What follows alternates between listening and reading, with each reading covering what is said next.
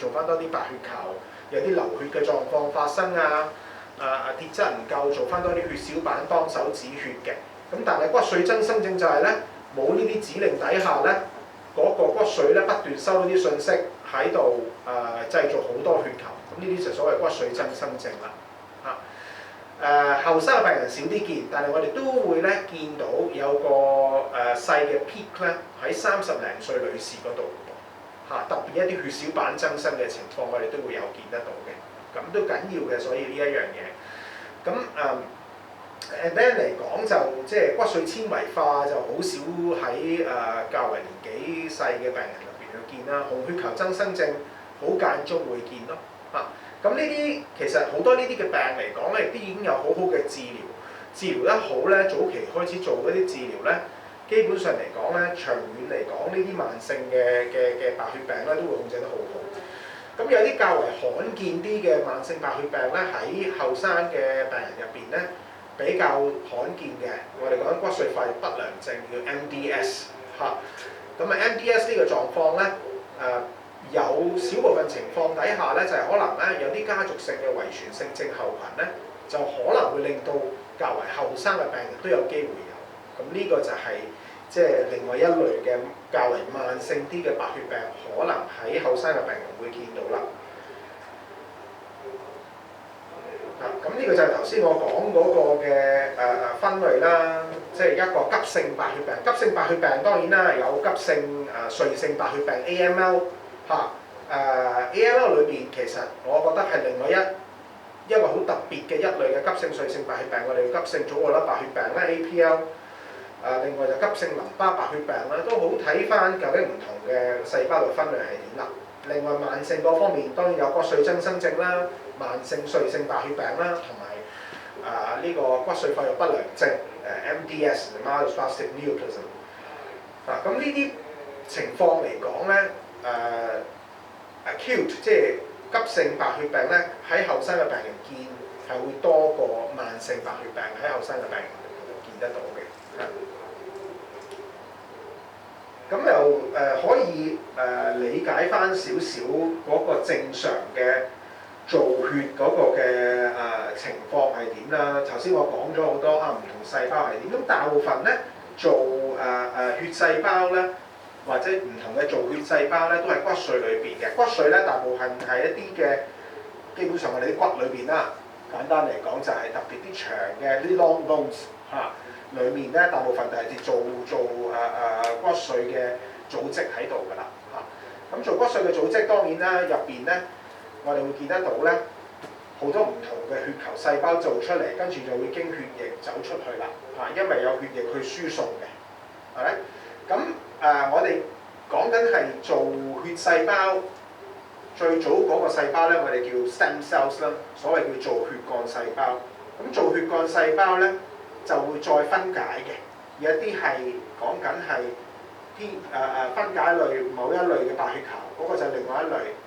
呢一類咧就係講緊係一啲嘅髓性嘅白細胞啦，嗰啲係啲淋巴白細胞啦。咁呢啲全部咧，呢個過程咧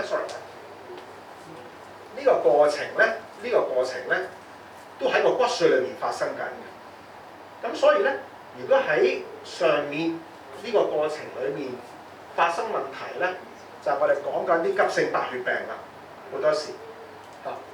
咁譬如話，如果喺呢個過程出現問題，就係淋巴白血病啦，急性淋巴白血病啦。喺呢個過程出現問題咧，就係唔同嘅急性髓性白血病啦 ，AML 啦。咁當呢啲細胞咧出咗嚟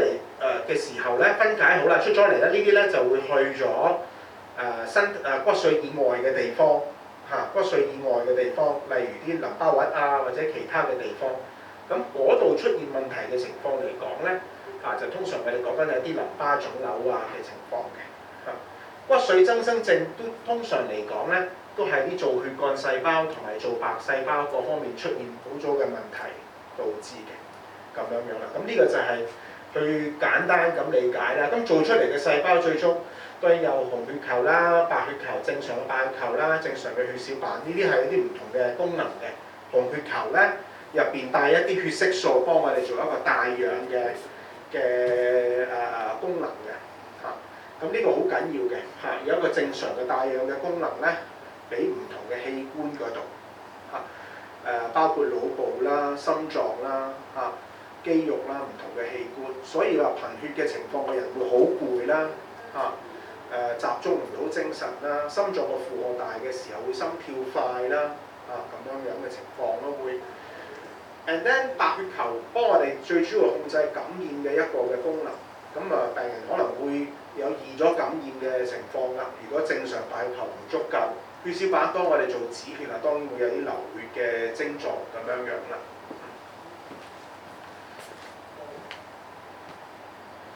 咁呢個就係講翻頭先，即係我哋即係嗰個骨髓呢個工廠出現問題。當然咧，就喺白血病影響你咧，都係其實經呢一個嘅原理去影響咗個病人嘅啫，就係由製造唔同正常血球個數量唔足夠嘅時候咧，就影響咗啦。包括有感染啦、貧血嘅症狀啦、流血嘅症狀咁樣咯。咁呢度就講翻頭先啦，即係譬如話貧血有啲咩症狀啦？有啲可能好常見嘅症狀，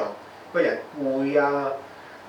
活動能力啊，即係啲體能越嚟越差。因為你譬如一個好後生嘅，即係有個後生仔咁樣，佢平時做開好多運動嘅，短時間內嗰個體能下降得好犀利，呢個都唔尋常嘅一樣嚇，咁必須要搞清楚啦嚇。另外心跳突然間好快啦，同時間會頭暈啊嗰啲咁樣，流血嘅好易會撞瘀啊，或者冇任何碰撞底下都自己出一啲紅斑點，我哋叫做啲 petechiae 啦嚇。呢啲都係一啲血小板低嘅症狀嚟嘅噃嚇。另外正常白血球唔夠嗰啲感染啊、口損啊嘅情況啦。另外一啲同白血病有關係嘅症狀，包括啲全身有啲骨痛嘅情況啦，牙肉腫啊，或者啲淋巴或者脹大咁樣嚇。另外嚟講，有部分嘅病人咧，特別譬如可能啲淋巴白血病啊、急性淋巴白血病好，又或者一啲慢性嘅骨髓性白血病嘅病人啊、骨髓增生症嘅病人，可能個脾臟都會大嘅，因為咧積聚咗好多嘅白細胞喺裏面。咁平時我哋點樣樣診斷咧？當然有唔尋常嘅症狀嘅時候，要即刻睇醫生啦。咁會有啲乜嘢嘅檢查會做去幫我哋去診斷一個嘅白血病咧？當然一個血常規啦 ，complete blood count 我哋叫 CBC 另外都會睇啲凝血嘅指標啦。某啲急性白血病咧，同會影響埋個凝血嘅。特別我哋講咧係個急性左右粒細胞白血病咧，會影響個凝血嘅。另外肝腎功能啦睇下。究竟個白血病有冇影響到身體其他器官啦？另外都會睇翻到睇翻呢啲唔同嘅指標同酵素，話咗俾我哋聽，究竟嗰個白血病嚟講個活躍性係點啦？咁當然一啲嘅好準確嘅診斷咧，就需要抽骨髓檢查，驗一啲染色體啊，同埋一啲嘅基因檢查，去幫我哋做一個診斷嘅。話到俾我哋聽個診斷啦，呢啲檢查都好緊要嘅。除咗話俾我哋聽個診斷之外咧，亦都可以話俾我哋聽究竟嗰個治療個方向應該係點樣樣除咗傳統嘅治療，有啲咩新嘅辦法可以加上去用，幫個病嘅斷尾嘅機率做到最好咯。咁另外長遠嘅前景都幫到我哋去 predict 嘅，幫到我哋去預計嘅。因為有啲病人可能佢本身嗰個狀況。我哋憑一開頭診斷嘅時候，一啲嘅基因變化、染色體嘅變化，我哋預計到復發率會係點？係咪需要做一個異體骨髓移植，長期幫個病人做一個斷尾嘅情況咧？咁呢啲好緊要嘅資料咧，係需要有嘅喎。咁即係做骨髓檢查，當然啦，因為驗血啦，做骨髓檢查當然係一個穿刺嘅檢查，一個好安全嘅一個穿刺嘅檢查咧，係幫我哋去睇清楚裡面咁樣嘅。當然一診斷嘅時候，其實大部分嘅情況，你驗血都已經有個跡象驗得到出嚟㗎啦，已經會。咁好多時喺一個比較緊急嘅時候嚟講咧，有啲治療已經開始咗，當我哋一路等緊啲骨髓報告啊各方面嘅嘢咯。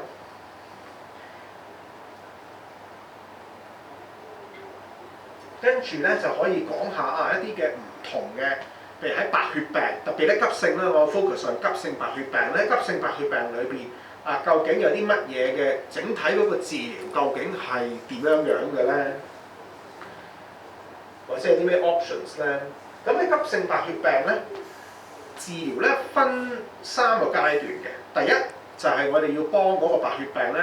達到一個緩解。緩解嘅意思咧就係啲唔正常嘅血球唔見晒，正常血球完全回復晒。咁我哋叫緩解 remission 嚇。咁呢個就第一階段嘅治療嘅。第一個階段通常入咗醫院啦，一開頭做齊晒啲準備功夫之後咧，就會開始第一階段嘅治療。當然大部分急性白血病都牽涉用一啲嘅化療啦，又或者某啲嘅急性白血病可能會有啲標靶藥去用。咁另外個階段咧，就係我哋一開頭達到咗個控制之後啦。大部分嘅急性白血病我哋講緊70%都會有個緩解達到得到㗎啦。咁之後咧，因為需要有一個鞏固嘅治療咧，鞏固嘅治療咧就係幫我哋去預防個復發嘅。肉眼睇唔到唔正常細胞唔代表冇，因為好多時啲致病基因未清得晒嘅，咁所以需要咧就有個鞏固嘅治療去做啦。咁鞏固治療視乎唔同種類嘅急性白血病咧，有唔同嘅療程嘅。咁完晒鞏固治療都會睇翻啦，究竟嗰個病係咪需要一啲維持性治療，又或者係需要做一個異體骨髓移植，再加大長期斷尾嗰個機會啦。咁呢個整體急性白血病咧，嗰個治療咧就分呢3個階段咁樣樣嘅。咁化療啦，化療咧即係大部分病人都需要用到化療㗎啦。某啲病可能完全唔需要用到化療，譬如例如 APL 急性左粒細胞白血病啦，可能基本上都唔需要用到傳統化療㗎啦。如果大部分情況底下而家前線已經有一啲特別嘅藥物可以用得到啦，但係大部分急性白血病都牽涉用化療嘅。咁化療嚟講咧，簡單就係不斷即係化療呢個字咧，就係啲藥佢不斷可以壓制到唔正常細胞啲癌細胞。直接殺死啲癌細胞，令到佢分解唔到咁樣樣。咁呢啲我哋常用啦。跟住另外就係有部分病人頭先我講啦，完晒所有治療，如果高危係會復發嘅，咁需要做一個異體嘅骨髓移植嘅喎。異體骨髓移植係啲乜嘢咧？病人都需要接受一個大劑量嘅化療，跟住之後咧。捐髓者嘅造血幹細胞咧就會輸翻落病人度，唔係啲咩大手術嚟嘅嚇。會揾合適捐髓者啦，合適捐髓者可以係配對嘅兄弟姊妹，亦都而家係可以做到一半啱嘅嚇。譬如爸爸媽媽可以做捐贈者啦嚇，咁或者一半啱嘅兄弟姊妹可以做捐贈者啦所以而家嚟講咧。基本上以我哋做個移植嗰方面，亦都有好多新嘅發展咧，所以你基本上嚟講咧都好安全，可以做到一啲異體骨髓移植。如果真係冇親屬適合啦，或者可能好多時可能係冇兄弟姊妹咁樣嘅情況，年紀大，譬如話爸爸媽媽都年長啦，咁都好大機會都可以揾得到一啲非親屬嘅捐髓者去做一個嘅。骨髓移植㗎喎，或者一條幹細胞移植，因為好多時咧，而家唔使話骨髓移植，唔係要個捐髓者抽骨髓㗎啦。而家基本上咧90%幾講緊都係打一啲激素，咁咧嗰個捐髓者咧啲正常做血幹細胞就會流咗落個血液嗰度㗎啦。咁就好似咧平時咧捐血咁樣樣就可以採集到一啲做血幹細胞㗎啦，已經唔係一個好複雜嘅一個嘅情況㗎啦，已經。咁呢啲喺某啲嘅即係整體大約，如果你話 AML 啦，急性髓性白血病嚟講咧，大約一半嘅病人，後生嘅病人都需要做到一個移植。咁呢個就係講緊嗰個過程啦，呢個就係個捐髓者啦。個捐髓者合適嘅捐髓者，咁佢採集血幹細胞，佢可能早3日前打一啲激素，打一啲嘅白血球激素針。咁啲喺骨髓入邊做血幹細胞，頭先我講嗰啲 stem cells 咧，正常嘅 stem cells 咧出咗嚟㗎啦。咁基本上咧，拮個針好似平時捐血嗰啲咁，但係唔係攞啲血出嚟嘅，啲血經過呢一度部機咧，咁咧就採集咗個機咧會吸走晒有啲特別嘅magnetic beads 嘅嚇，咁可以吸走晒啲正常做血幹細胞嘅，跟住正常嗰啲血就俾翻個捐髓者咯。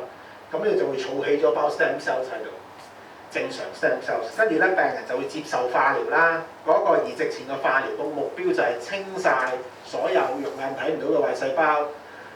亦都嚟講咧就幫助基本上壓制晒病人嗰個免疫，令到佢可以接受外來嘅幹細胞，跟住就輸咗幹細胞落去，平均就可能第3至4個禮拜血球就恢復，住大約6個禮拜醫院度咯。呢個就係一個整體簡單咁樣講翻嗰個異體骨髓移植嘅過程啦。急性淋巴白血病 ALL 唔多人，而家特別係後生嘅 age group， 我哋講緊係15至39歲呢個 age group 咧，唔係個個需要做移植㗎啦，已經需要做移植嘅病人可能少過20%。AML 咧大約一半到，我哋都係一啲嘅較為高危會復發嘅病人先需要做異體骨髓移植嘅啫。APL 就唔使做㗎啦，已經急性髓性急性左右粒白血病唔需要做。咁呢頭先我講化療係其中一個會病人會需要啦，移植係會需要啦。咁另外就係標靶藥有啲咩病人啱啦？講緊急性白血病裏邊有啲咩病人啱做標靶藥咧？標靶藥就基本上嚟講咧，好視乎究竟第一嗰個唔正常細胞上邊有冇任何標記。任何標記同埋嚟講咧，有冇任何嘅唔正常嘅基因可以有藥壓制得到嘅？咁呢個就係所謂一啲嘅標靶藥啦。咁我哋一開頭驗骨髓嘅時候，嗰啲唔正常細胞嗰度咧，我哋都做咗啲分析，睇下啲咩基因存在，係咪可以用一啲標靶藥用得到啦？咁英文我哋叫啲 target therapy 啦。咁另外咧，大家都會聽下急性白血病究竟有冇免疫治療啱用㗎咁樣樣。咁當然有啦。嗱，免疫治療係啲乜嘢咧？佢係會輔助嗰個身體裏面嗰個免疫系統去消滅個唔正常啲白細胞嘅。咁適用於咧大部分而家都係啲急性淋巴白血病 ALL 裏邊適用啲嘅特別我哋講緊係一啲嘅。作為一個鞏固嘅用途啦，又或者去預防復發，又或者係復發過後嘅治療咧，就會適用嘅。前線治療就未係好普及化住嘅咁免疫治療包括用一啲標靶藥啦，其中一隻我哋blinatumomab，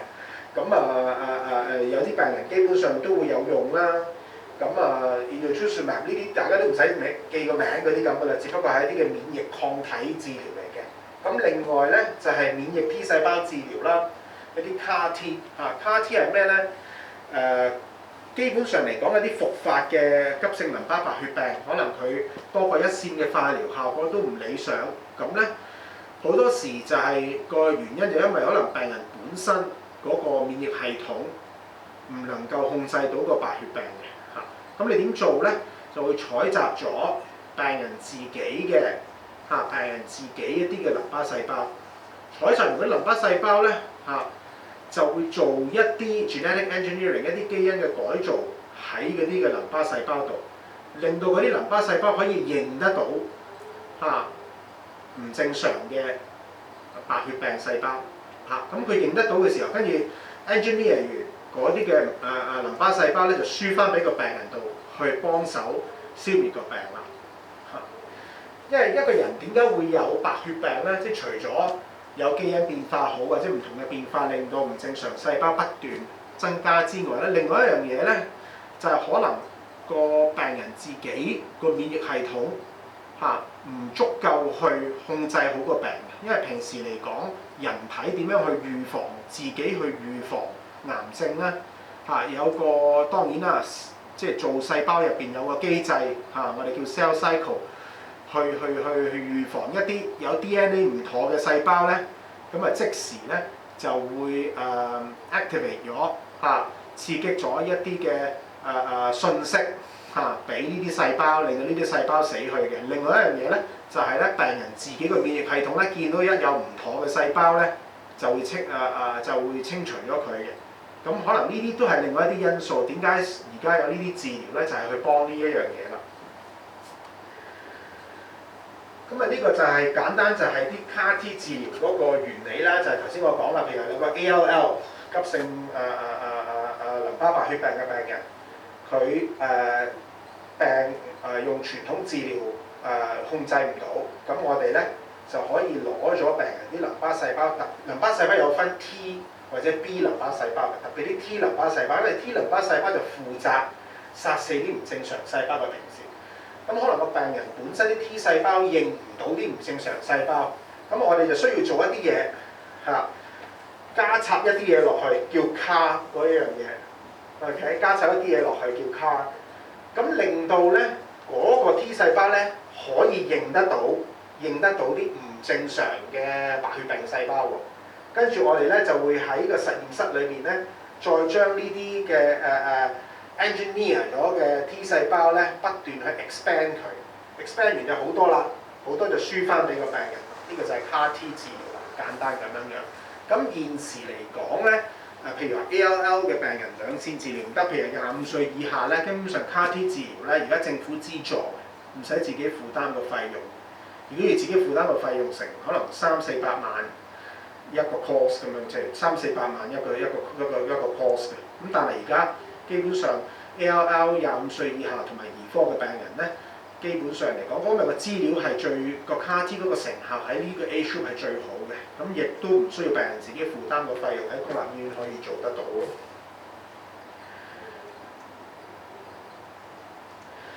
咁譬如話，而家我哋講一講頭先就講嗰啲白血病裏邊有啲唔同嘅治療啦。而家講翻究竟唔同嘅急性白血病有啲乜嘢嘅治療喺度咧？咁如果你有個急性嘅淋巴白血病 ALL， 一開頭都係用一啲化療為主嘅嚇，化療通常有幾隻化療一路做嘅嚇。咁講緊有一個induction treatment 啦嚇，咁combination chemotherapy 即係唔同嘅化療一齊，加埋某啲情況底下咧就可以用一啲標靶藥嘅喎。如果因為咧有大約30%嘅病人咧可能會有一啲肺成染色體嘅情況嘅嗰個肺成染色體咧係啲咩咧？就係咧第9同第22條嘅染色體嗰度咧出現咗個調配而導致嘅。咁呢個咧可以用標靶藥壓制得到，令到呢個長嘅前景好好嘅咁而家有啲標靶藥，譬如話會常用嘅 dasatinib 或者 ponatinib， 呢一啲係一啲嘅我哋講緊係一啲嘅針對性，針對呢個肺成染色體嘅一啲嘅標靶藥。咁可以用得到，加上去化療一齊用，咁令到咧嗰個治療效果會好理想，可以達到一個分子上嘅一個緩解。而有部分病人基本上都唔需要，以往好多病人都需要做一個異體嘅骨髓移植嘅。咁但係而家嚟講，如果個病嗰個緩解嘅情況，同埋我哋所謂做一啲嘅微量測試咧，微量測試係啲咩咧？就係我哋會睇清楚究竟唔正常細胞又見唔到啦，咁有冇啲同個白血病有關係嘅標記，我哋可唔可以度得到咧？咁如果我哋度唔到任何嘅，即係可能係肉眼睇唔到，而佢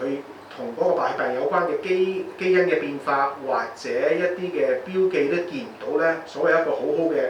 微量嘅緩解啦，微量測試嗰方面嘅緩解啦。咁呢啲情況底下咧，移植都唔使做嚇。咁另外嚟講，當然啦，喺啲急性淋巴白血病嘅病人咧，牽涉個腦部嘅機會都會大咗嘅喎。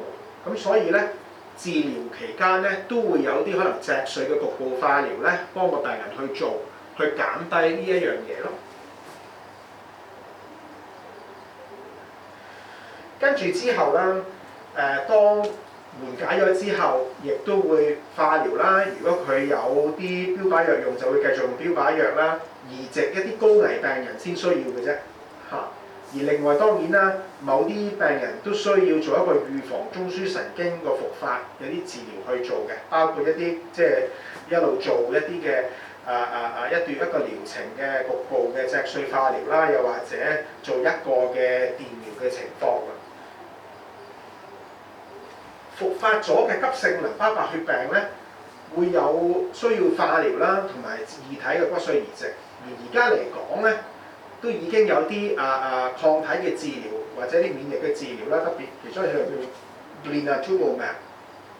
嚇，佢係針對某啲嘅白細胞上嗰啲唔正常白細胞上邊嗰啲嘅標記嚇，而去控制個病嘅，亦都會咧刺激翻嚇，亦都會刺激翻同時間咧就刺激翻身體自己嘅 T 細胞去殺死個病嘅，殺死個病嘅。咁樣樣咧，就呢個藥嚟講，亦都好多嘅情況底下咧，有部分病人會有啲資助可以幫得到嘅嚇。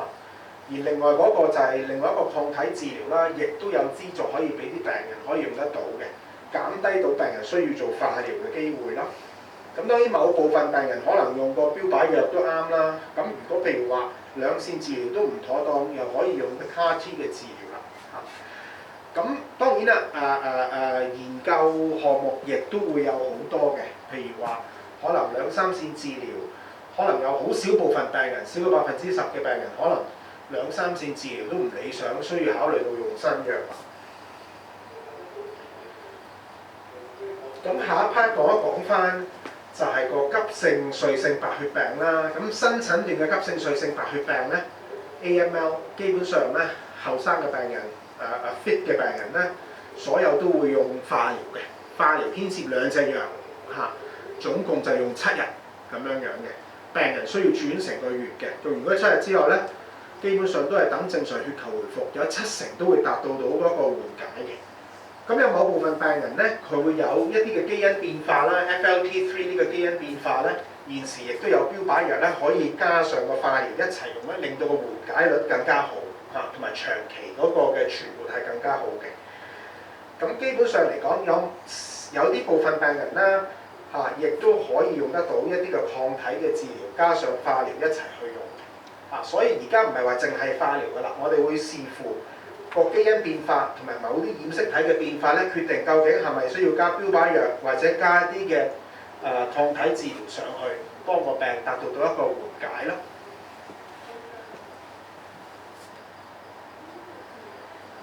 咁緩解過後咧，當然咧就要做鞏固化療啦。一般嚟講，鞏固化療個時間都有成4個月嘅，每個月做一次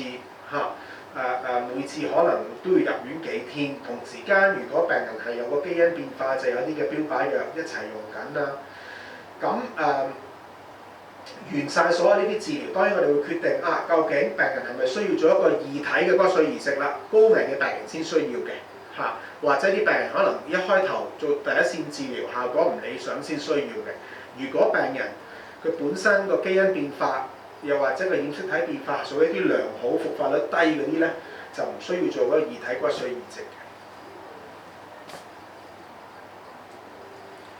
當然復發過後嘅病人都會有啲二線嘅化療需要去用啦，又或者另外一啲嘅標靶藥視乎個基因變化啦，有唔同嘅標靶藥咧去幫助唔同嘅基因變化喺復發裏邊去用嘅噃。咁緩解過後，呢啲全部啲治療都唔係話可以靠佢斷到尾嘅。因為復發過嘅病人，就算佢控制得翻都好咧，你唔做異體骨髓移植咧，長遠控制到嘅機會咧，大約2成到嘅啫，8成都會再復發翻，所以咧就一定會建議做個異體骨髓移植嘅。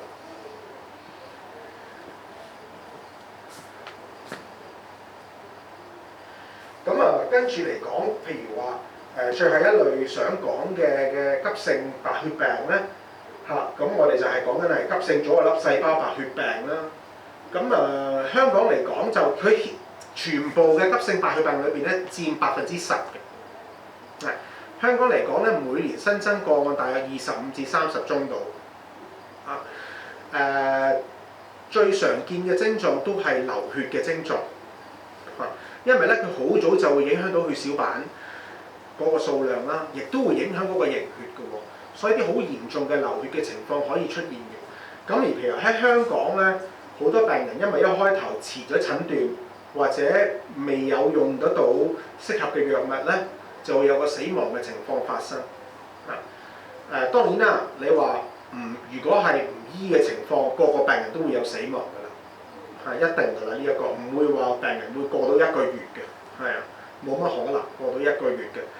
咁就算病人入到醫院都好，有睇醫生都好咧，都唔係個個遲咗用治療啦，或者遲咗做到個診斷啦，又或者病人可能一開頭唔係 aware 自己啲症狀，好遲先去睇醫生，去到睇嗰下已經係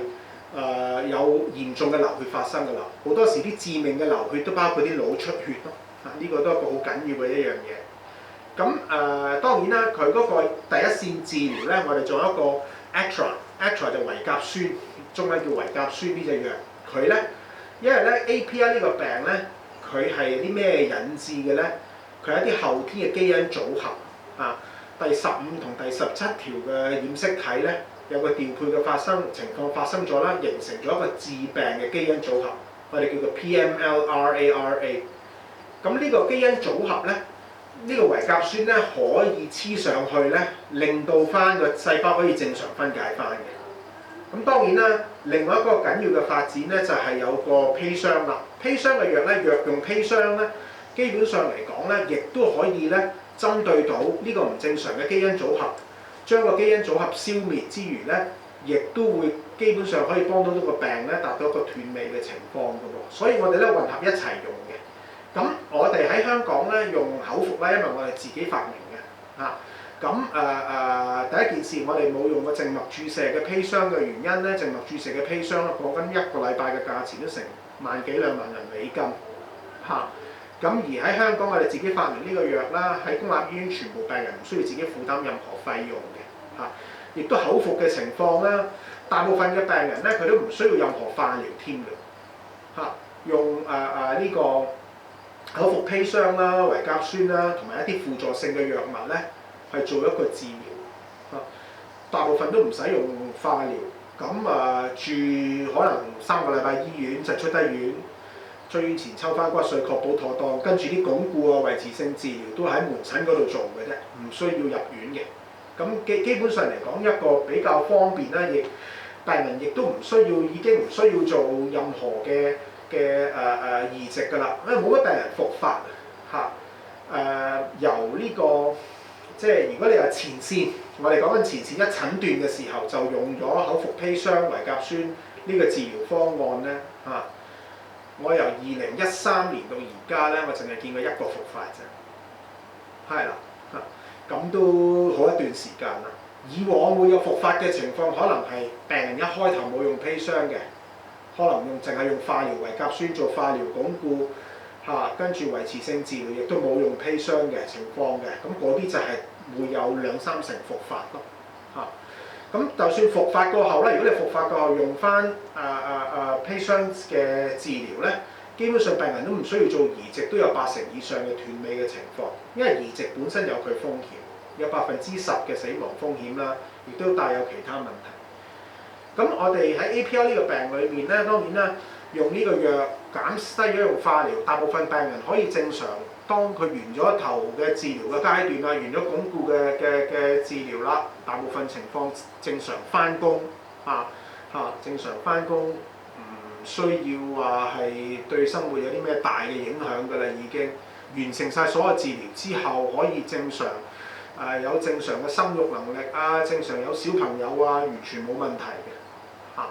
咁所以嗰個回復嗰個正常生活嘅機會都好大嘅嚇。減低咗用化療嘅機會啦，亦都長遠咧有其他癌症嘅機會低好多。因為一般嚟講，任何嘅腫瘤嘅康復者，因為之前接受過化療啦嚇，長遠都需要定期做檢查，因為咧有其他腫瘤嘅機會會大咗。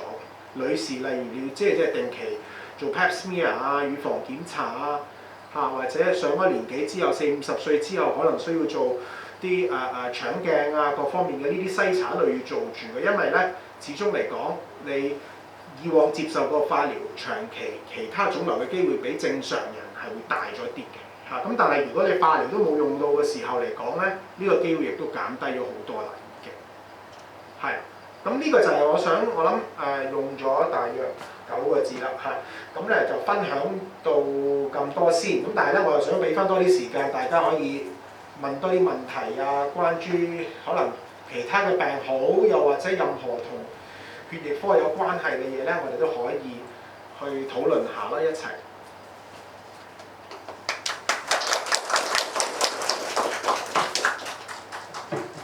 咁好多謝喬醫生咧，今日咁豐富同埋清晰嘅分享啦。咁大家而家有冇啲咩問題想問㗎？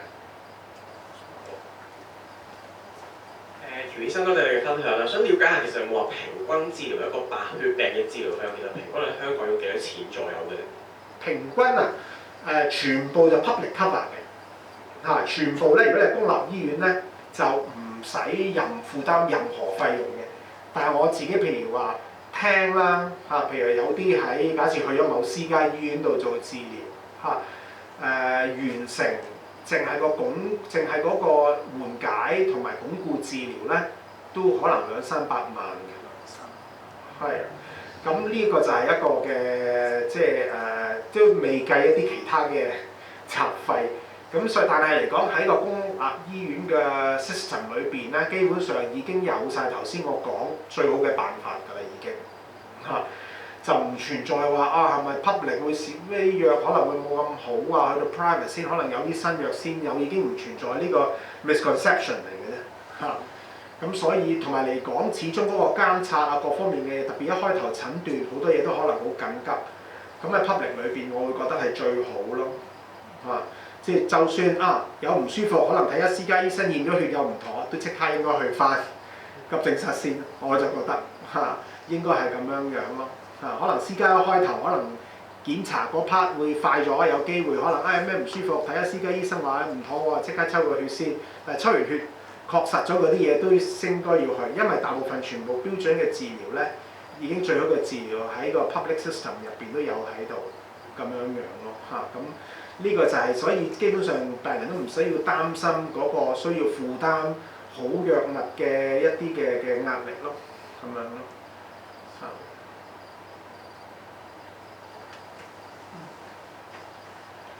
係喬醫生，多謝你分享，即係了解多咗好多。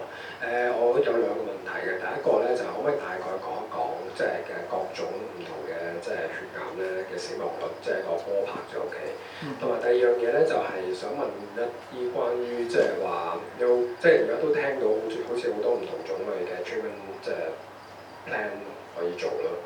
係有冇啲咩情況之下就即係話差唔多係真係無藥可醫咁樣，係大概會一啲點嘅狀況？嗱簡單嚟講咧，急性白血病急性白血病喺成年人裏面咧大約長期斷尾嘅機會咧50%。換句話咧，有50% 嘅病人咧，因為個病而離世嘅病啦，或者唔同嘅各種嘅原因。當然喺一個後生啲嘅 age group 咧，又唔同嘅噃。後生啲嘅 age group 咧，我哋講緊係如果比較後生嘅 age group 嘅 ALL 急性淋巴白血病，我哋講緊咧，而家現時嚟講咧，7-8成咧長期都可以存活咁樣樣嘅咁而 AML 我哋講緊都係有60成以上可以長期存活嘅。咁當然啦，仔細啲嘅數據咧，真係要睇翻嗰個白血病帶有嘅唔正常嘅基因啊、染色體嘅變化係啲乜嘢啦。咁呢一個係一個比較緊要嘅一樣嘢咯有幾多成病人？譬如話頭先我講話，如果整體大圍所有成年人由後生到老計埋晒，可能就係有嗰大約一半嘅病人可能去到唔同藥物都處理唔到，需要一個舒緩性嘅情況㗎啦。舒緩性嘅情況嘅意思就係咧，啲藥物嗰個用藥個目標唔係幫個病斷尾啦，係減低個病俾到病人嘅一個辛苦嗰啲講緊真係一啲比較最後階段嘅情況啦。而嗰個治療嘅目標就係咧，希望提升到病人生活質素，減低到嗰個病令到病人嘅辛苦啊，啲藥物令到病人嘅辛苦。咁嗰啲舒緩性嘅狀況，當然喺啲後生啲嘅病人咧，需要去到舒緩性嘅狀況呢個階段咧，其實2成以下嘅咁因為始終有好多唔同嘅藥物、新嘅辦法可以處理得到咯。咁呢一個就係啲整體嘅一個嘅情況咁樣咯。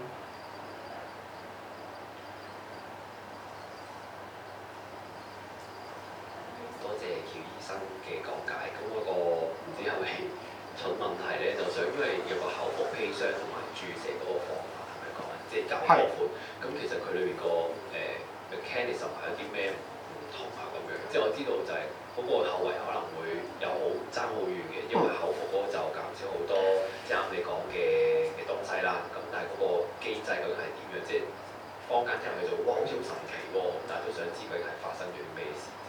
其實咧簡單嚟講咧，靜脈注射嘅藥用砒霜同口服咧個 compound 個 chemistry 咧嚇嗰個三氧化二砷咧同一樣嘢嚟嘅啫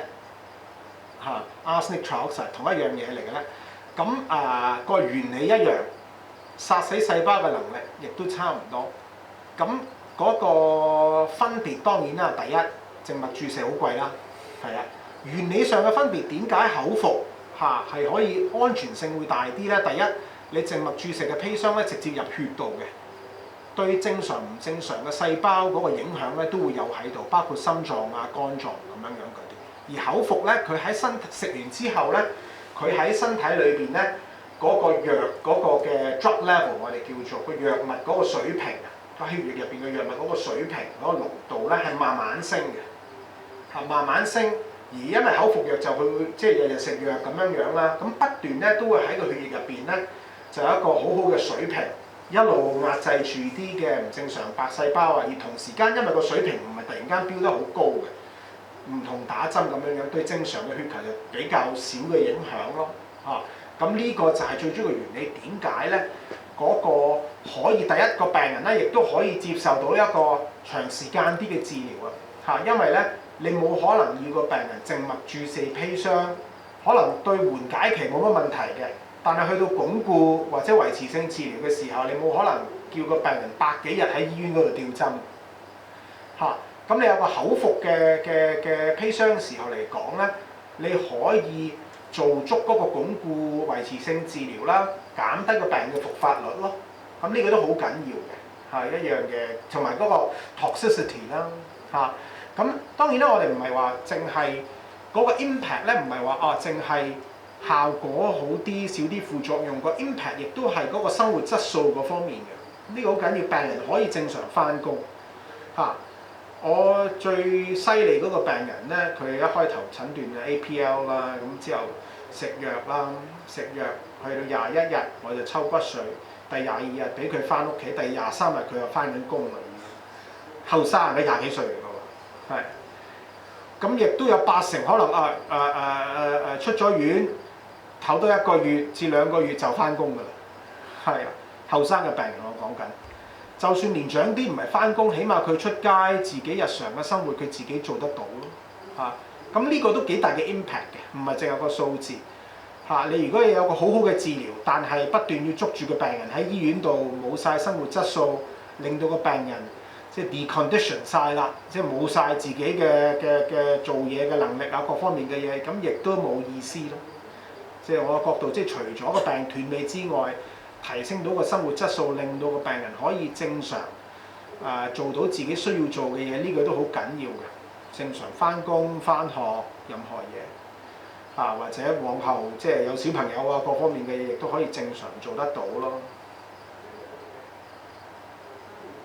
喬醫生，我想問少少關於即係有小朋友方面啦。咁年輕患者咧，即係對生育保存，相信都係佢哋其中一個嘅即係 concern 啦。咁頭先提及嗰啲即係唔同嘅治療方法啦，唔同嘅血癌啦，即係白血病啦，會唔會有邊幾種係可能要提前做一啲生育輔助或者生育保存嘅治療㗎？嗱，所有嘅後生嘅病人咧，佢新診斷嘅時候咧，我哋都會同佢傾翻呢個生育保存，即係 fertility preservation。呢一樣嘢嘅，而咧因為一開頭嚟講有啲治療，我哋幫個病人做個穩定嘅情況啦，嗰啲就唔會太影響嘅。咁病人咧都會睇我哋喺醫院裏邊嘅婦科醫生啦，會同佢傾咁男士就比較易啲啦咁女士嚟講都會傾翻。咁當然啦，有時個病太急啊，除非你話你有慢性啲或嘅淋巴腫瘤啦，或者其他慢性嘅白血病嘅情況啦，咁你可以儲咗卵巢裡面啲細胞咁樣樣嘅。咁譬如急性白血病有時咧，因為始終個病人比較唔舒服咁如果你話真係考慮嚟講咧，可以有啲針去打去保護嗰個卵巢嘅功能咁樣樣咯，咁樣樣去做翻咯。男士就易啲，可能留起有啲精液喺度，咁之後可能睇下係咪有需要用得翻咁樣樣咯。咁當然啦，長遠個生育能力咧係咪保存得到咧，都好視乎究竟用咗幾多化療嘅。譬如話我哋預計，譬如某啲病APL 咁樣樣，你化療都唔使點用，你都唔使一開頭咁擔心啲即係保存生育能力嘅步驟需要做咁就算 ALL 都好啦，而家基本上你話化療各方面嗰個情況嚟講咧，唔係話好重嘅，特別如果唔需要做骨髓移植如果唔需要做骨髓移植咁你嚟講咧，用嗰啲治療各方面嘅嘢完成晒維持性治療，可能係2-3年之後，亦都可以考慮到嘅其他嘅急性髓性白血病，可能化療用嘅情況會較為多啦，又或者有機會用到骨髓移植咧，嗰啲可能一開頭都會同病人去傾翻保存嗰個生育能力嘅一啲嘅情況咁樣樣。唔該晒，大家仲有冇咩？醫生你好啊，我想請教下一啲關於CML 嘅藥物問題嘅。我想請問下咧，喺香港現時啦，係關於治療 CML 用嘅藥物嘅種類啦，同埋所謂1線、2線、3線啦，咁樣其實係咪同好似即係一般人傷風感冒，有啲人食 Panadol 好，有啲人就要食樂信，有啲人要食其他先會比較好嘅分別？同埋有啱啱我見你嘅 slide 咧，有一隻藥物咧係我未聽過嘅，即係我有做過功課，但係我就未見過。嗰個就係Ponatinib係啦，呢一隻藥因為睇醫生嘅時候，醫生係冇 suggest 過呢隻藥，冇講過嘅，所以都想了解下呢一隻藥對 CML 嘅情況。同埋另外一隻藥樂華嘅嗰一隻Asciminib係啦，呢隻未喺香港有嘅呢隻藥，同埋第3代藥嘅情況係點樣？唔該晒，醫生。咁喺 CML 啦，即係慢性髓性白血病裏邊啦大部分病人咧診斷都仲係個慢性期裏邊嘅就算加速期都好啦，標準嘅治療都係用緊標靶藥。標靶藥英文我哋叫 TKI 啦 ，Tyrosine Kinase Inhibitor。咁我哋當然啦，傳統上有分第一代一隻嘅啫，我哋叫 Imatinib 咁呢隻藥嚟講，長遠用都好好嘅，講緊就80%以上長遠妥當，食住藥長遠妥當冇事，長期緩解嘅情況嘅。咁當然啦，而家所謂嘅第2線，我哋叫newer generation 或者 second line 嘅 TKI，second generation 啦，第2代，我哋唔可以叫第一線、第2線，我哋應該係第1代、第2代或者第3代。咁你話第1代 Imatinib 啦，第2代咧其實已經係前線用㗎啦。咁第2代咧兩隻藥咧我哋最常用咧就係講緊係 Dasatinib 或者 Nilotinib。咁兩者點樣去揀咧？我哋好視乎第一診斷嘅時候，病人咧有冇其他嘅唔同嘅病痛因為咧，譬如 Nilotinib 有啲病人可能佢有冠心病嘅，有血管問題嘅，有糖尿、血壓高、膽固醇高，唔係太適合嘅，就會用 Dasatinib 多啲因為佢少啲血管嘅毛病發生嘅有啲病人可能有水腫嗰啲情況擔心肺積水嗰啲嘢咧，就可能唔用 Dasatinib，用另外一個一個就一日俾1次，一日俾2次，兩者嘅效果差唔多嘅啫，都係好視乎嗰個病人嗰個其他身體嘅狀況去決定嘅啫咁如果兩樣都冇，咁都會睇下病人想一日食1次定係早晚食咧咁樣樣。咁通常嚟講，你話第2代嘅我都會揀咗 Nilotinib 嘅情況少啲肺積水咯，因為咧 Dasatinib 嗰隻藥咧食咗有10%嘅病人可能會有啲肺積水嘅咁所以但係個好處就係佢一日食1次咁樣樣咯咁但係即係基本上都冇乜特別 preference 㗎啦，兩者都可以嘅咁另外講緊咧第3代啦，第3代裏邊咧有2隻嘅當然第3代就暫時嚟講咧都唔喺前線嗰度普及去用嘅。其中一隻我哋頭先講過啦 ，Ponatinib 咧係一個好強力嘅標靶藥幫得到個慢性髓性白血病，但係咧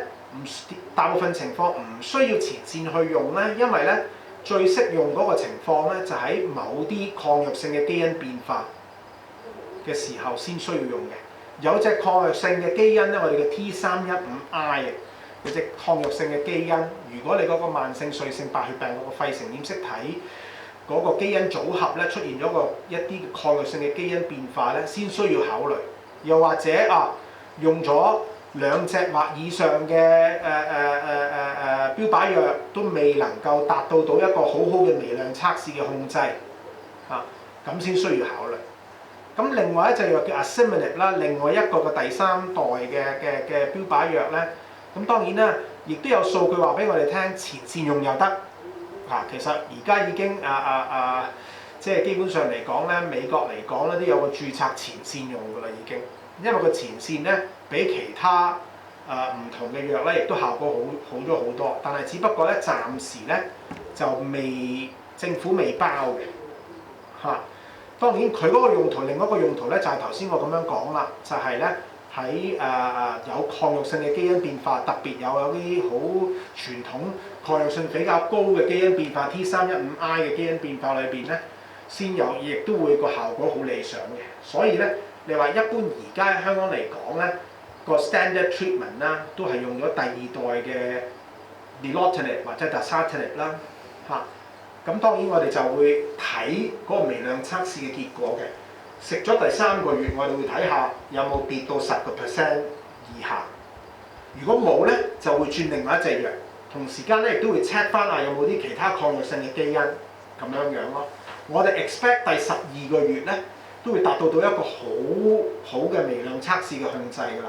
好好嘅意思咧，就低過0.1%。可能你睇醫生你話個 IS ratio 係啲乜嘢個 qPCR 係啲乜嘢%幾多咁如果你第12個月達到一個低過0.1%，你好好㗎啦。咁你可以繼續咯，繼續嗰隻藥。咁如果一路嗰個壓制得好理想，食夠2年藥以上，你壓制到嗰個微量測試去到可能0.000以下，連續2年咁樣，咁亦都有一半病人可以成功停到藥添，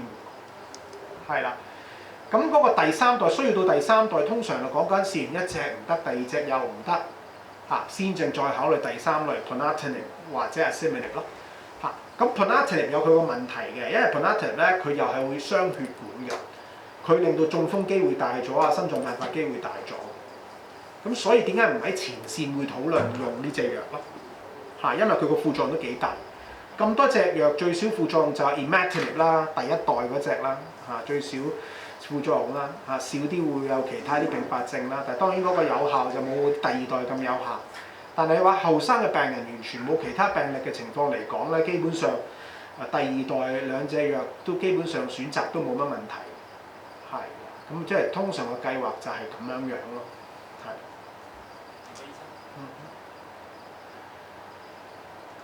唔該晒喬醫生啊！我哋之前咧仲收集咗少少其他朋友嘅問題啊。咁咧佢哋有啲就想問咧，即係我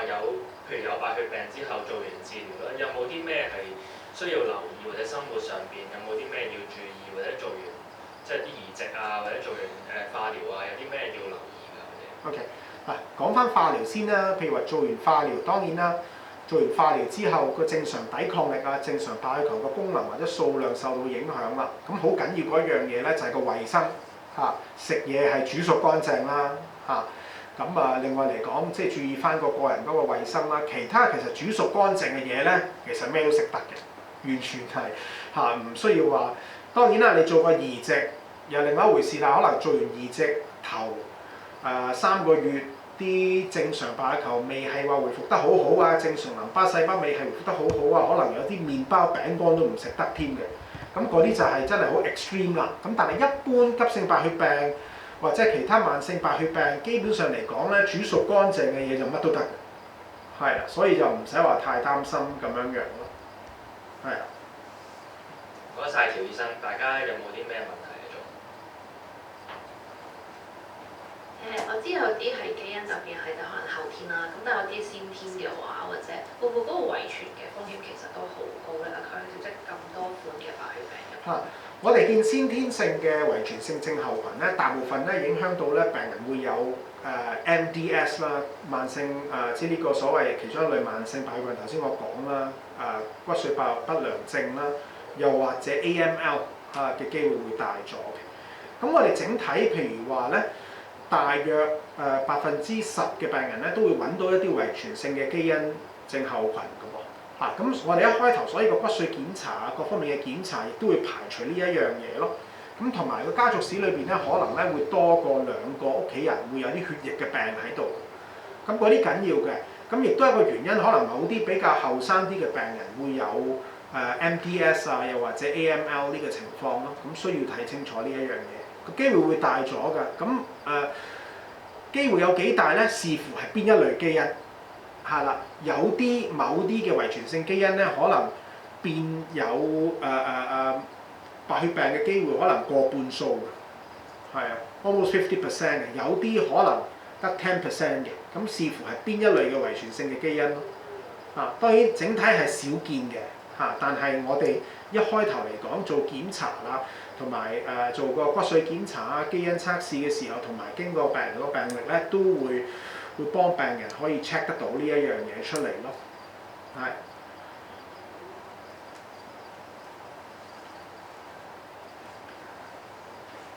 醫生，我想請教，好似近年咧好多年青人咧多咗另外一種叫做典型霍奇金淋巴瘤，係咪都係屬於血癌？咁就呢個譬如話呢一類淋巴瘤啦，我哋叫做 classical Hodgkin lymphoma，OK， 係淋巴瘤一類嘅，都係血癌一類嚟嘅。咁當然咧，佢咧嗰個年齡層咧有2個 peak 嘅，第一個 peak 咧就當然係30零歲男士咁樣樣啦。另外一個 peak 咧就係講緊年長啲嘅啦。年長啲嘅意思可能成60-70歲咁樣樣嗰啲。咁係咪近年先多咗？又唔係話近年先多咗咧，大約都係差唔多咁多年嚟。咁當然啦，我哋咧 classical Hodgkin lymphoma 我哋會咧分究竟佢係一啲早期啲，定抑或係個期數佢已經牽涉到唔同嘅位置啦，去決定一開頭治療需要幾耐。因為而家嚟講咧，用嘅治療係有化療啦，加上某程度上咧都有啲標靶藥，特別當嗰個譬如話病人診斷嘅時候，第3、第4期嘅，咁可唔可以用一啲標靶藥加上去代替某啲化療去做個治療，達到一個好好嘅斷尾嘅效果咧，亦都可以咁樣樣去做嘅噃。初期嘅 classical Hodgkin lymphoma 咧，我哋講緊長期斷尾90%以上。就算去到第3、第4期都好啦，我哋都可以，如果我哋用咗一啲嘅標靶藥嘅情況嚟講咧，都7-8成以上長期斷尾到嘅。咁所以變咗嚟講，而家嗰個前景好好嘅，唔常見嘅呢一類嘅淋巴腫瘤即係唔係香港入邊最常見嘅淋巴腫瘤，但係嗰個前景係好理想即係少過10%會係對前線嘅治療效果唔理想咁樣樣，係啊。我見上網咧，佢講呢個咧係做之前咧，佢係講叫做罕見病，係啦，都係㗎。如果你揾咩嚟，因為你咧罕見病咧，佢就有個某個數嘅，可能少過嗰個數目咧，就叫罕見病咁樣樣咯。係啦。但近期我又聽翻，即係有部分啦，因為接觸過，咁都多咗一班嘅年青人，係好健康，突然之間係跟住就單2、3期啊，或者4期添。都會有㗎，都會有，但係就嗱整體個數量，我覺得咁多年近呢10年都係差唔多嗰個數量就咁。當然啦，個 awareness 大咗咯個 awareness 大咗，大家都關注咗唔同嘅血癌啊、淋巴腫瘤咧，所以嚟講就同埋個治療係越嚟越好嘅。只不過講就算第3、第4期都係一個斷到尾嘅一樣嘢。淋巴腫瘤入邊分期數咧，就係我哋講緊究竟佢牽涉淋巴核牽涉譬如話橫膈膜以上，淨係橫膈膜以上嘅啫，有嘅啫，可能第1、2期橫膈膜上下都有啦，咁可能第3、第4期咁樣樣，完全唔同其他腫瘤嘅期數嘅分類嘅，係亦都斷尾嘅情況，亦都可以達到嘅噃，係。係。好啊。唔該，條醫生，我想問下，如果即係考慮爸爸媽媽做一個夢想合嘅骨髓，我第一個問題係關於咧CAR-T 係咪所有即係，因為我聽過話lymphoma 都係可以用 CAR-T 啦，係咪所有血科嘅癌都適用咧？若果去到即係可能有啲藥物都起冇作用。咁第二個問題咧就係、如果係25歲以上先確診嘅話咧，係因為我以前好似聽人講話係送去美國嗰度做基因改造定點嘅，咁近年就話喺深圳嗰邊，咁就想了解多少少，如果25歲以上嘅病人嗰個費用係咪就即係所有都係要自己負擔，即使係公立醫院做thank you。咁第一件事就答翻有啲咩病係適合做 CAR-T 啦。大部分我哋講緊都係啲 B 型嘅淋巴腫瘤啦，嚇，同埋 ALL 嚇，即係特別係 BLL， 因為淋巴白血病我都有分究竟係 B 細胞或者 T 細胞出現問題啦，係 BLL 同埋一啲嘅淋巴腫瘤啦。咁25歲以上嘅 B 型淋巴腫瘤、B 型嘅急性淋巴白血病 BL 究竟係咪冇 CAR-T 咧？有嘅，而家已經有一啲嘅另外嘅一啲嘅 CAR-T 嘅 product 咧已經係可以用，而有註冊咗25歲以上可以用㗎啦，已經。當然咧，暫時就未去到嗰個安全網裡面可以用得到，但係已經有研究項目咧。可以喺香港用嘅就算唔係嚟講咧，譬如話之前係譬如話唔適合參加啲項目，或者想話自己自費去做咧，香港大學深圳醫院有啦，另外可以喺杭州做啦，亦都佢哋好多經驗可以做得到咁樣樣咯，係啊。淋巴腫瘤嗰方面咧，暫時咧基本上嚟講都有，譬如話大 B 型嘅淋巴腫瘤啦最常需要做 CAR-T 嘅其中一樣嘢，亦都 cover 得到嘅。但係有啲其他嘅B 型嘅淋巴腫瘤亦都係可以做到 CAR-T 咁當然啦，如果你話唔符合嗰個嘅資格嘅時候嚟講咧，大部分嗰個 CAR-T 嗰個嘅費用嚟講，可能一次講緊係300萬到嘅港紙。當然喺內地就會平啲咯，內地就會平啲咯。咁可能嗰個唔使100萬咁樣樣，或者係 around that 咁樣樣就可以做得到咯。咁但係就好 depends on 你嗰個白血病嘅種類或者個淋巴腫瘤嘅種類係啲乜嘢咁樣樣咯。咁但係嚟緊越嚟越多㗎啦，已經有啲咩其他嘅病都有用咧。譬如話我哋講緊係一啲嘅漿細胞嘅腫瘤 （plasma cell myeloma） 或者嗰啲多發性骨髓瘤嗰啲都有 CAR-T 做㗎啦。咁現時嚟講，我哋喺香港都有做，喺啲研究項目又或者自費嘅狀況去做都有做㗎啦，已經。咁另外譬如話 AML CAR-T 有冇用咧？暫時就未有一啲研究話俾我哋聽好有用，有啲好初步嘅實驗性嘅研究咧，就話某啲嘅 CAR-T 可能幫得到。但係就未去到真係可以普及化到咁樣咯。你好，其實我咧想問關於 CAR-T 嘅問題啦。咁其實頭先你講過話可能第一線或者第二線嘅化療或者電療都冇用嗰陣時，我哋先會再去考慮 CAR-T 呢樣嘢啦。咁其實同一時間，病人已經經歷咗可能所謂身體上面已經打咗好多場仗啦。咁其實去到 CAR-T 呢個位嗰陣時，個病人可能身體已經好虛弱。我哋再考慮 CAR-T 其實係咪其實我哋應唔應該考慮再繼續做 CAR-T 咧？定我哋應該俾佢舒舒服服就算？我哋覺得特別喺我哋當然咧，我哋會睇翻嗰一刻，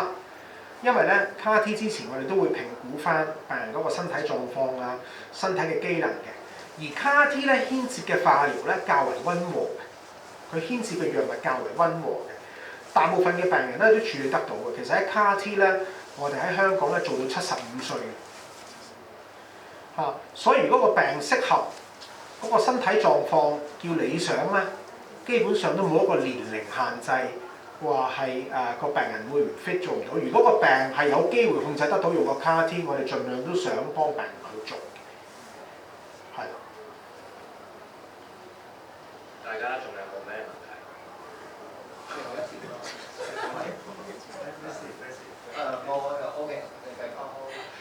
多謝喬醫生精彩嘅分享，同埋都好多謝香港大學嘅團隊研發咗嗰個口服砒霜，我相信真係幫到好多病人。因為我自己都係做 research，我好期待咧，我想知道其實而家喺血液科嘅世界裏面，喬醫生你會覺得嚟緊嘅一啲血癌治療嘅突破會係啲乜嘢？我哋可以期待咧，甚至會唔會你覺得其實喺不久嘅將來血癌就可以完全根治到嘅咧？呢個我相信嘅。第一件事我諗我目標就係咧，起碼我退休之前咧，病人唔使做骨髓移植都已經可以斷到尾啦。呢個其中一個目標啦，起碼唔使接受一啲咁強力嘅治療啦。咁你要期待嘅咩咧？期待咧就喺急性髓性白血病裏邊咧嘅一啲嘅標靶藥。有啲 in the pipeline 咧好 promising 嘅。咁嚟緊我哋香港都會有得用做研究嘅咧，就係某啲嘅 AML 有特別係可能復發多次嘅 AML 某啲嘅基因變化可以用得到。咁呢個係值得去期待嘅一樣嘢啦。有隻藥叫 Menin inhibitor 佢即係壓制 Menin 嘅一隻嘅基因嘅。咁嗰啲咧喺某啲嘅急性白血病個效果都幾 impressive。呢個其中一樣嘢我會期待。另外一樣嘢我會期待咧就係咧有啲標靶藥可以攞嚟做維持性治療。而達到一個長期嘅斷尾嘅效率，咁有冇機會可以用呢啲維持性治療嘅標靶藥喺 AML 裏邊用，可以令到病人唔使做移植咧？呢個亦都係值得期待嘅，因為暫時頭先我講有一半嘅病人都可能高危會復發，會需要做移植。咁係咪可以用嗰啲標靶藥緩解後當維持性治療，食2年就唔使做移植咧？呢個我覺得基本上係好有期待嘅。對呢一方面，起碼可以減到一橛嘅問題，特別係後生啲嘅病人骨髓移植，當然可以斷到尾部分，咁但係亦都帶嚟好多唔同嘅問題，咁呢啲係值得期待嘅。咁另外 OK， 咁口服砒霜仲有啲其他 application 咧，有啲其他應用咧，我哋發現咧，而家我已經開始咗做咧，就係一類嘅急性髓性白血病帶有個基因叫 TP53。某啲嘅 TP53，呢個 TP53嘅基因，如果你嗰個 AML， 你個急性白血病有呢個 TP53嘅基因變化咧，我哋講緊咧少過10%嘅生還，90%都唔得，呢個好高危嘅基因嘅變化。但係呢一類嘅基因咧，我哋發現咧喺個 chemistry 裏邊咧嗰個砒霜咧可以黐咗落個基因度。令到嗰個基因活躍翻嘅。TP53係咩基因咧？佢係一個 tumor suppressor gene，佢係幫我哋咧壓制腫瘤嘅生長嘅一個基因嚟嘅。佢發生咗基因突變咧，令到佢冇咗個正常功能。咁佢咪冇咗呢個身體咪唔能夠去清除嗰個腫瘤咯。咁如果你有啲嘢可以 activate 翻、刺激翻呢個 TP53嘅基因正常功能咧，咁就可以嘅噃。咁咧。我哋發現咧嗰個 chemical structure 咧，嗰個 TP53咧，某個位咧個砒霜可以黐落去，令到嗰個基因咧可以 activate 翻得到嘅喎。當然唔係隻 TP53都得啦，某啲得。咁現時我哋有研究開始咗嘅啦。就算唔係能夠全部病人幫得到，起碼會有個進步，一個大嘅進步會見到咯。咁呢個另一個 area 一個好緊要嘅 unmet need 咁樣樣咯，呢個就係即係暫時啦，唔該，喬醫生嘅 sharing，好開心頭先聽到你嘅 sharing 入邊，就原來而家嗰個捐贈骨髓嗰個方法原來已經係咁簡單，因為我知道有好多人好卻步去捐骨髓，係覺得嗰個技術仲係好複雜啦，或者可能要休息好耐啦，即係被捐嗰個人。咁我想知道就係如果一般嚟講，一個人有冇個上限？一生人只可以捐幾多次咁樣㗎？冇特別嘅上限嘅，冇特別嘅上限嘅。但係通常嘅建議，你捐過一次咧，捐一次你唔好6個月內再捐，係咁樣樣嘅啫。係啊，呢個就係 in general 嘅，但係冇一個特別上限嘅。係啦，如果隻身體狀況 healthy 冇嘢，健康冇嘢，冇一個特別上限嘅，係啦。好多謝喬醫生今日嘅分享，同埋真係答咗我哋都好多嘅問題啊！咁我哋俾多次掌聲。多謝。好，咁我哋而家就由阿 Timothy 唔係，Kason 係我哋嘅即係主席，係啦，頒一個感謝狀俾阿喬醫生啦。多謝晒，有個好好好。